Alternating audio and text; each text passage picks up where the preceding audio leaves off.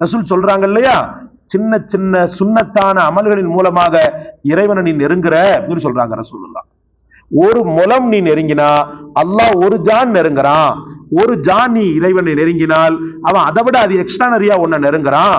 நீ அவனை நோக்கி நடந்து வந்தால் அவன் உன்னை நோக்கி ஓடி வருகிறான் என்று முஹம்மது ரசூலுல்லாஹ் சொல்லும் போதே இந்த ஹதீஸிற்கும் அதுக்கு ஒரு பெரிய அளவுக்கு லிங்க் இருக்கிறத நீங்க பார்க்கலாம். ஆயிஷா ரலியல்லாஹு அன்ஹா அவர்கள் அறிவிக்கிறார்கள், அல்லாவை சந்திப்பதை ஒருவன் விரும்பினால் அவனை சந்திப்பதற்கு அல்லாவும் விரும்புகிறான். அல்லாவை சந்திப்பதை ஒருவன் வெறுத்தால் அவனை சந்திப்பதை அல்லாவும் வெறுக்கிறான் என்று நபி ஸல்லல்லாஹு அலைஹி வஸல்லம் அவர்கள் கூறினார்கள். இறைத்தூதர் அவர்களே, மரணத்தை வெறுக்கலாமா? நாங்கள் மரணத்தை வெறுக்கிறோமே என்று கேட்டேன். அது அப்படி அல்ல. எனினும் ஒரு மூமின் அல்லாவின் அருள், அவனது திருப்தி, அவனது சொர்க்கம் பற்றி சுப செய்தி கூறப்பட்டால் அல்லாவின் சந்திப்பை விரும்புகிறான். உடனே அல்லாவும் அவனை சந்திக்க விரும்புகிறான். ஒரு இறை மறுப்பாளன் அல்லாவின் வேதனை, அவனது கோபம் பற்றி செய்து கூறப்பட்டால் அல்லாவை சந்திக்க வெறுக்கிறான். அல்லாவும் அவனை சந்திக்க வெறுக்கிறான் என்று நபி ஸல்லல்லாஹு அலைஹி வஸல்லம் அவர்கள் கூறினார்கள். முஸ்லிம். ஒரு அற்புதமான ஹதீஸ் இது. மனிதனுடைய மனோநிலையை எப்படி துல்லியமாக படம் பிடித்து நபிகள் நாயகம் ஸல்லல்லாஹு அலைஹி வஸல்லம் அவர்கள் காட்டினார்கள் என்பதை இதன் மூலமாக நாம் புரிந்து கொள்ளலாம். மரணத்தை வெறுப்பது அல்லாவை வெறுப்பதற்கு சமம், மரணத்தை விரும்புவது அல்லாவை விரும்புவதற்கு சமம் என்று வைத்துக் கொண்டாலும் தவறில்லை. மரணத்தை யார் வெறுப்பான்னு நினைக்கிறீங்க? அமல்கள் இல்லாம நாளைக்கு மறுமையில் அல்லாவின் கோபத்தை எப்படி எதிர்கொள்வது, அவன் தண்டனை எப்படி எதிர்கொள்வது, காலம் முழுக்கும் வாழ்ந்துகிட்டே இருக்கணும், அல்லாவை சந்திக்கிறது வேண்டாம் அப்படின்னு நினைக்கிறத தான் இந்த இடத்துல சொல்றாங்க.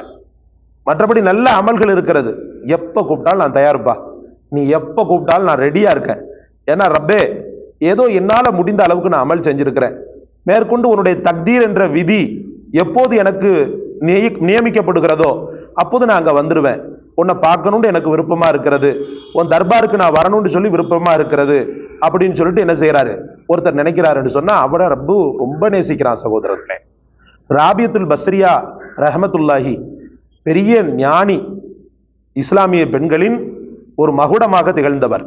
ராபியத்துல் பஸ்ரியா ரஹமத்துல்லாஹி அலைஹா ஒரு முறை இப்படி சொன்னாங்களா மக்களிடத்துல, சொர்க்கத்துக்காக தொழுகிறேன்னு நீங்க நினைக்காதீங்க, சொர்க்கத்திற்காக அமல் செய்யறேன்னு சொல்லிட்டு நீங்க நினைக்காதீங்க, அதே போல நரகத்தை பயந்து நான் அமல் செய்யறேன்னு நினைக்காதீங்க. ஒருவேளை என் ரப்புல் ஆலமீன் நான் உன்னை நேசிக்கிறேன், நீ நரகத்துல போய் தான் விழணும் அப்படின்னு சொல்லி சொன்னான்னா ரப்புல் ஆலமீனுடைய நேசம் மட்டும் எனக்கு போதுண்டு உடனடியாக ஓடி சென்று அக்னி பிரவேசம் செய்வேன். மேலும் சொன்னாங்க, அல்லாஹ் ரப்புல் ஆலமீனுடைய நேசம் மட்டும் எனக்கு கிடைக்காம சொர்க்கம் தர்றேன்னு சொல்லி சொல்றான், உன்னை நான் நேசிக்க மாட்டேன் ஆனா சொர்க்கம் உனக்கு தர்றேன் அப்படின்னு சொல்லி சொன்னா அந்த சொர்க்கத்தை தீய வச்சு கொளுத்துவேன்னு சொல்லி சொன்னாங்க ஹஜ்ரத் ராபியத்துல் பஸ்ரியா. அந்த சொர்க்கத்தை தீய வச்சு கொளுத்துவேன்னு சொல்லி சொன்னாங்க ராபியத்துல் பஸ்ரியா. எப்படிப்பட்ட அற்புதமான இறைவனோடு சங்கமித்த மனோநிலை! அந்த இறைவனுடைய நேசத்தையும் பாசத்தையும் பெறக்கூடிய விதத்தில் நான் அல்லாவை எப்போது பார்ப்பேன், எப்போது சந்திப்பேன், எப்போது அவன் பக்கம் செல்வேன் என்று ஒருவன் தேடிக்கொண்டே இருக்கிறான் என்று சொன்னால் தவறல்ல. ஆனால் மரணத்தை கேட்கக்கூடாது, என்ன நான் சீக்கிரம் செத்து போயிடணும், நான் அல்லாவை பார்க்கணும் அப்படி கேட்கக்கூடாது. அமல்களை தீவிரமா பண்ணு, அமல்களை அதிகப்படுத்து. ஏன்னா ரசூல் சொல்றாங்க இல்லையா, சின்ன சின்ன சுன்னத்தான அமல்களின் மூலமாக இறைவனை நீ நெருங்குற அப்படின்னு சொல்றாங்க ரசூலுல்லாஹ். ஒரு முலம் நீ நெருங்கினா அல்லாஹ் ஒரு ஜான் நெருங்குறான். ஒரு ஜான் நீ இறைவனை நெருங்கினால் அவன் அதை விட அது எக்ஸ்ட்ரானரியா உன்னை நெருங்குறான். நீ அவனை நோக்கி நடந்து வந்தால் அவன் உன்னை நோக்கி ஓடி வருகிறான் என்று முஹம்மது ரசூலுல்லாஹ் சொல்லும் போதே இந்த ஹதீஸிற்கும் அதுக்கு ஒரு பெரிய அளவுக்கு லிங்க் இருக்கிறத நீங்க பார்க்கலாம், உணர முடியும். அல்லாஹ் உங்களையும் என்னையும் இறை காதலர்களாக ஆக்குவானாக. இந்த காணொளி உங்களுக்கு பிடித்திருந்தால் ரப்புல் ஆலமீனுடைய திருப்தியையும் அவனுடைய சவாபையும் எதிர்கொள்ளக்கூடிய விதத்தில் பிறருக்கும் பகிர்ந்து நன்மையை பெற்றுக் கொள்ளுங்கள். அல்லாஹ் நம் அனைவருக்கும் பேருதவி செய்வானாக. பகிரக்கூடிய மக்களுக்கு சவாபை அதிகப்படுத்துவானாக.